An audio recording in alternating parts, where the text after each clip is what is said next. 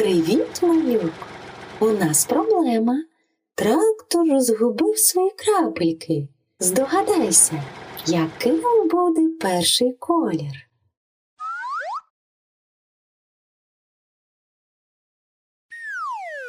Синій.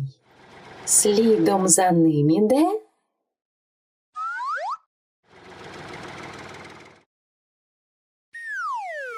червоний. Як ти гадаєш, який наступний колір?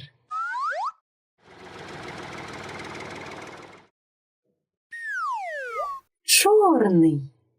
Який тут колір?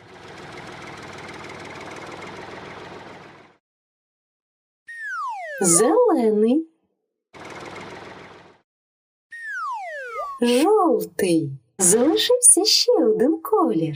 Спробуй здогадатися, який. Рожевий.